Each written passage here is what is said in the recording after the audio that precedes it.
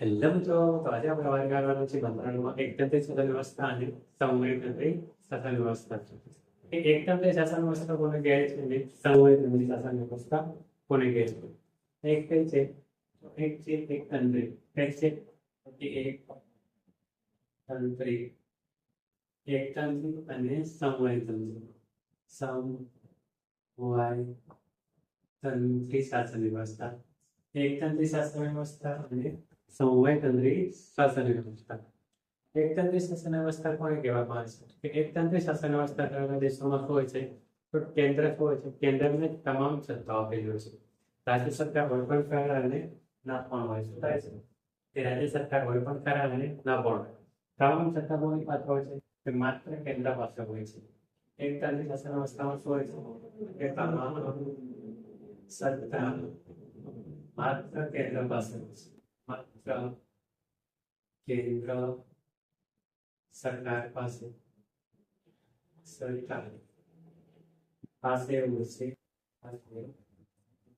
હોય છે. એકતંત્રી શાસન વ્યવસ્થામાં રાજ્ય સરકાર હોય પણ ખરા અને ન પણ હોય. મોટે ભાગે હોતી નથી. શેમાં? તો કે એકતંત્રી શાસન વ્યવસ્થામાં. જો આમાં રાજ્ય સરકાર હોય તો પણ શું થતું હોય છે? તો કેન્દ્ર સરકાર કે એ પ્રમાણે શું થતું હોય? તો કે રાજ્ય સરકાર ચાલુ પડતું હોય છે. જેમાં એકતંત્રી શાસન વ્યવસ્થામાં. સંવૈધાનિક શાસન વ્યવસ્થામાં શું હોય છે?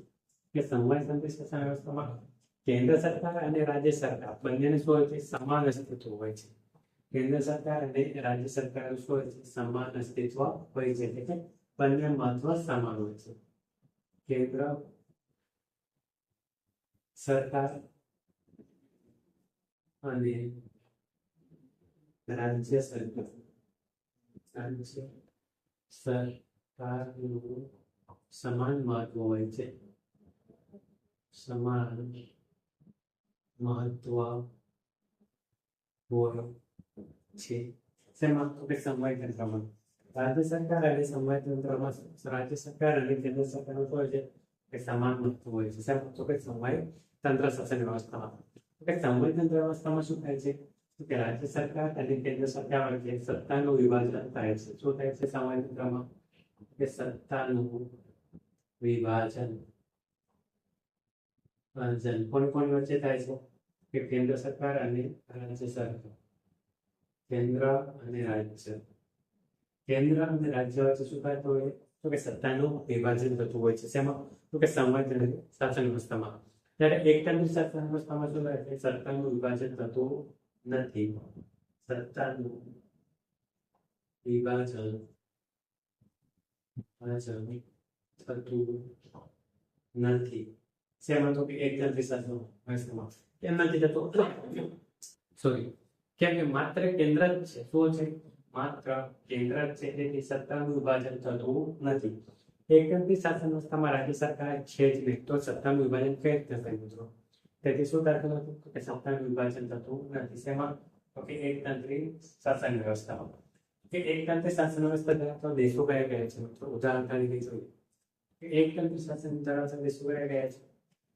એકતંત્રી શાસન ધરાવતા દેશો છે ચીન છે, જાપાન છે, ચીન છે, જાપાન છે. પછી બીજું કયું છે મિત્રો? ચીન છે, જાપાન છે, ઇટલી છે. કયું છે? તો કે ઇટલી છે. ઇટલી છે. આ બધા કયા છે? એકતંત્રી શાસન ધરાવતા દેશો છે. ચીન છે, જાપાન છે, ઇટલી છે. એ કઈ શાસન વ્યવસ્થા ધરાવે છે? તો કે એકતંત્રી શાસન વ્યવસ્થા ધરાવે છે. એ જ રીતે આપણે જોઈએ તો કે સંવૈધાનિક શાસન ધરાવતા દેશો કયા કયા છે? સંવૈધાનિક શાસન ધરાવતા દેશો ઉદાહરણ તરીકે જોઈએ. અમેરિકા, અમેરિકા, ઓસ્ટ્રેલિયા,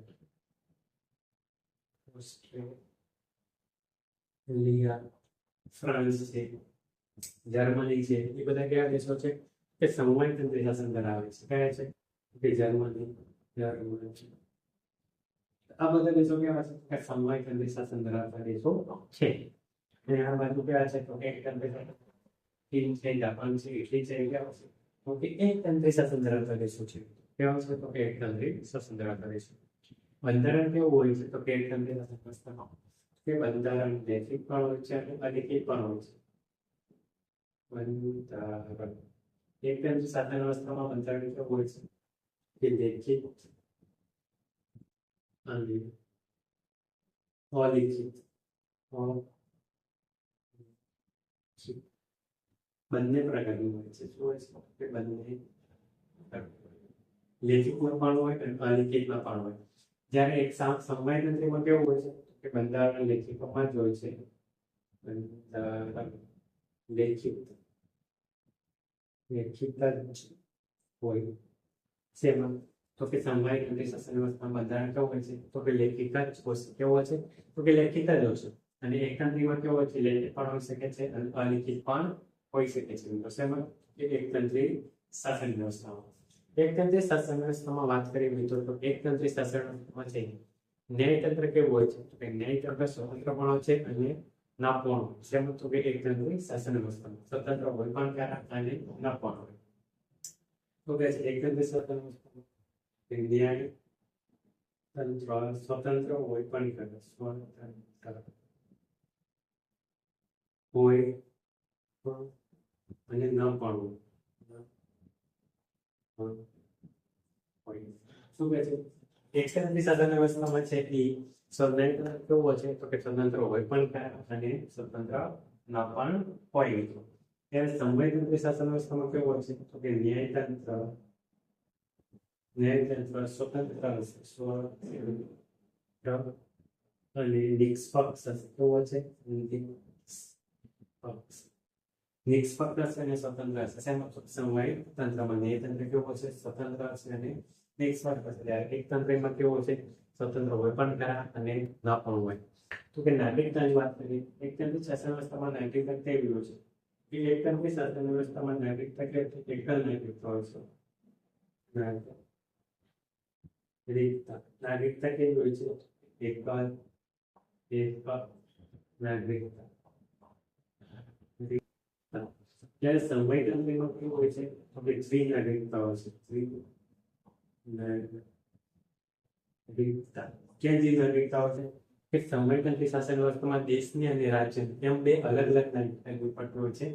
જ્યારે એકતંત્રીમાં કેવું હોય છે? તો માત્ર દેશની જ નાગરિકતા લેવી પડતી હોય છે. એટલે એકતંત્રીમાં કેવું હોય છે? તો કે એકલ નાગરિકતા હોય છે. કેવી નાગરિકતા હોય છે?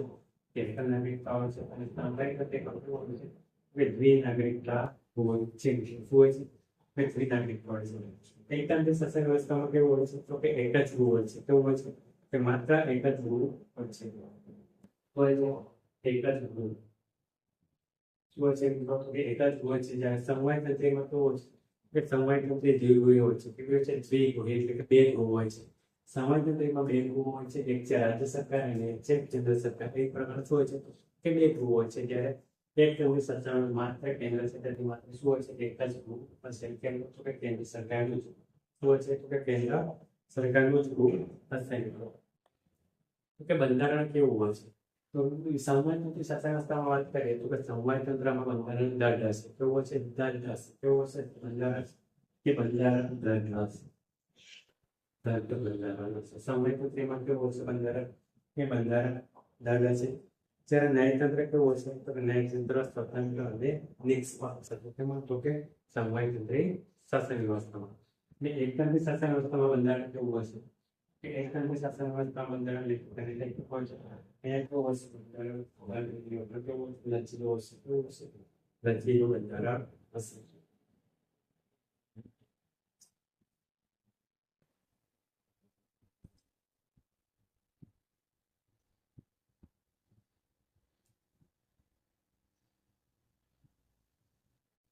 એકતંત્રી શાસન વ્યવસ્થામાં બંધારણ કેવું હશે? કે એકતંત્રી શાસન વ્યવસ્થામાં બંધારણ મિત્રો કેવું હોય છે? તો કે સર્વોપરી હોય પણ ખરા અને ન પણ હોય. કેવું હશે? તો કે સર્વોપરી હોય પણ ખરા અને ન હોય. ત્યારે સંવેદનશીલમાં બંધારણ કેવું હશે? તો કે સંવેદનશીલ શાસન વ્યવસ્થામાં બંધારણ હંમેશા કેવું હશે? કે સર્વોપરી હશે. બંધારણ કેવું હશે? એમાં હંમેશા સર્વોપરી હશે. અને આમાં બંધારણ સર્વોપરી હોય પણ ખરા અને ન પણ હોય. અને આમાં કેવું? કે બંધારણ હંમેશા કેવું છે? તો સર્વોપરી હશે. કેવું હશે? સર્વોપરી જ હશે.